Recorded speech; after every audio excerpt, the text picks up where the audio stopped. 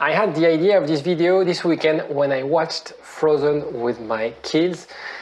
And the reason I thought it would be a good topic for a video is how those two characters are built in terms of how their psychology is built, because we follow them through their childhood and they become two different persons. They have two different personalities, and you'll see they display two common unsecured attachment styles. I'll explain everything after the jingle. igetmyexpac.com. Everyone deserves a second chance. So I'm going to do a quick recap of the story, and you'll understand why Disney, in that case, is really good at writing PTSD stories, post-traumatic disorder story, stress disorder story. So it starts with two sisters who live in the kingdom. They are princesses. One has magic powers, but she hurts her little sister. So their parents decide to go to the trolls and remove that part of that memory. So they remove, it's really similar to trauma. It's something that they basically removed from her conscious part of the brain. And so from this point, the two sisters grew up separately. One, the youngest, is always looking up to her sister, always wanted to play with her. They did a song, "Do you want to build a snowman?" And she's really building this insecurity towards, affection and things like that. Her older sister is, however, she grew up with the idea that she's dangerous. She has to be away from others. She's locked in her room. She doesn't see anyone, and that's how she grows up. And so, if I list all the characteristics of that movie, I'm laughing, but it's not fun. So they are orphaned. They grew up with negative thinking. I'm gonna hurt people. I hurt my sister. I'm dangerous. Neuroticism, what Elsa thinks is like, the world is really bad, I'm a really bad person, everything I do is negative. Abandonment, they grew up without parents. The little sister, she feels abandoned by her sister. She doesn't know why her sister doesn't want to be with her. You remember, she doesn't have that story. The envious feelings toward other siblings. Elsa is really envious of the other one who doesn't have any responsibility, who can have a simple life. The lack of emotional support. Their parents are gone, they're dead, and they basically grew up on their own in this huge castle. The emotional turmoil, how you grew up as a teenager, we don't have a solid structure. All this kind of thing is just the perfect ingredients to build strong characters with a lot of neurosis, obviously, and you'll see why it's so important. You have two different attachment styles, and when I looked at the video, when I watched the video, the movie, I was like, yeah, it's so obvious. And because I was at the same time writing an ebook about attachment styles, I was like, but they are so much like their characteristic. They are like if you want to describe someone who has those attachment styles, I would pick those two. First attachment style is the anxious attachment style. Is Anna, the youngest, who basically is craving for affection, is craving for that connection, is craving for being with someone. And in the story, what happens is that she meets that guy, Hans, and fall immediately in love with her. And I think there's a song that she's really keen on getting that person. And of course, she doesn't have a lot of self-confidence, and she's looking up to that person, and she falls in love with that guy. And they decide to get married after the first date. And if you look at books on attachment style, it's something they say about the anxious people. They have this tendency to fall in love very quickly, to make huge projection of their relationship very quickly. And what happens is sometimes they're very disappointed. In this story, of course, she's very disappointed because what she thought of Hans is actually going to be different. I'm not going to spoil everything, but I'm sure you've seen that movie. On the other hand, you have Elsa, who's basically craving for independence. The first thing she does, she's scared of that commitment, of that, being a princess. There's something she has like her magic powers, she doesn't control them, she can't control her emotion, and so she suppresses them, and what she does is she escapes. She leaves and basically builds her own castle to protect herself from the other, and she even creates a monster to protect herself from the other. Again, it's so typical of avoidant people that prefer, when there's a problem, a stress, they would basically build their own castle. They would put their headphones, they would go away, they would slam the door and go for a ride. They're gonna do those kind of stuff, right? And it's so typical, it's crazy.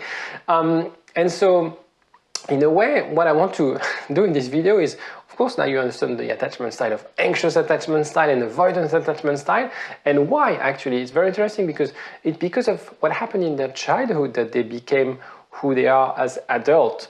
Obviously, at the end of the movie, they are more secure, and we're going to see how it works for them. But back to you. Look at any traumatic events in your childhood or in your partner's childhood that could create this unsecured attachment style, anxious or avoidant. Try to look at your emotional support or the bonding you had when you were a child. Is it strong, weak? What happened? What was the dynamic at home? And the other thing is you can look at is when you're stressed, what are you looking for? Are you looking for to be in your castle on your own, thinking, reflecting, or you prefer support, you prefer attention? Anna, the youngest, is always seeking for people to help her out. Elsa, the other way around, she expects people to leave her alone. So what do you do with that? A few tips if you are anxious or if you are avoidant. If you are anxious attachment style, if, for example, you're the type of person who will fall in love with on first date, who will make projection, understand your value. A lot of the time, anxious people, they feel that they can't be valued unless people tell them how great they are. And usually they will say things like, I'm not good enough for that person.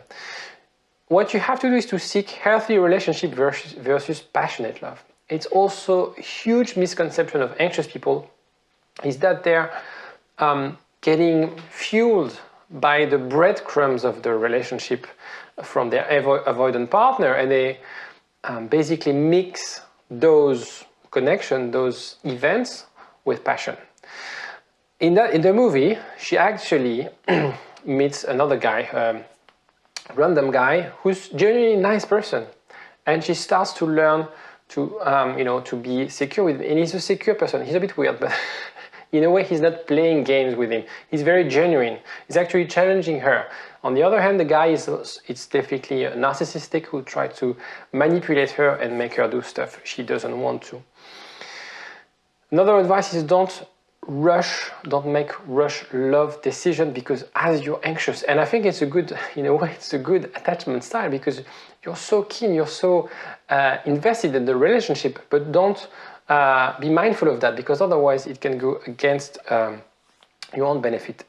Other tip is you can also play the hard to get. By forcing yourself to be the hard to get, you're blocking that natural instinct to really get closer and closer to your partner. Now, if you're avoidant, like Elsa, check if you are withdrawing. We all have emotions, but the avoidant people will tend to suppress those things. For her, she was trying to suppress her power. She had like the gloves and stuff like that. She was living on her own, but she wanted to suppress those stuff. And her way out of this story is for her to manage her emotion. It's really when she understood how she could manage those emotions that she basically let go, as the famous song, to let go of those emotions, because she built resentment over years. She felt like you have to be the good girl, you have to be you have to be right.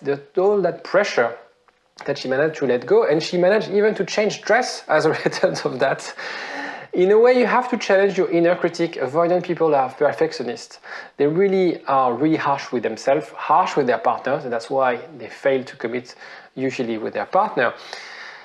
And another tip is you can practice getting close with someone. If you feel it's weird, try to practice with friends, try to practice with people around you, your family, how can you move away from those shallow interactions, from those shallow relationships? How can you get closer with someone? Ask difficult questions, be vulnerable, sharing stuff about yourself. Okay, so these are the things you could be doing if you're like Elsa, you're an avoidant attachment style. So final words, and I hope you like the video. Don't forget to press like, because this kind of a new content. I guess I'm the only one doing videos on Disney movies, so don't hesitate to like if you like the video. We can all work at being more secure. And in the movie, they start, I've listed all the reasons they could have a difficult life in adulthood, but they worked out together at being more secure. The moral of the story is just like love is between sisters is stronger than other type of love, but that's how they basically constructed their secure attachment style. You want ideally to be with someone secure. I'm the last person who could tell you should not get back with your ex or you should get back with your ex. It's for you to decide, but really, ideally, you want yourself to be in a secure relationship with someone who's, if he's not secure, is working at being more secure. It's the best predictor of relationship success. I'm not making this up. There's been tons of studies about that. So if you need help about working out your attachment style, if you need help with how you can help your ex or help your partner working on their attachment style, you can, I highly suggest that you get a therapist or a counselor if it's something that has been going on for years and is preventing you from having happy and successful relationship. Seek help from a therapist, a counselor. Life is short.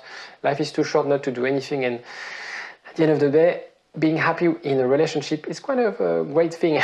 So don't hesitate to get in touch with me or someone else to look at those issues. There's a link in the description for you to book a call and also a quiz to know if you have any chance to get back with your ex. I'll let you have a look in the description.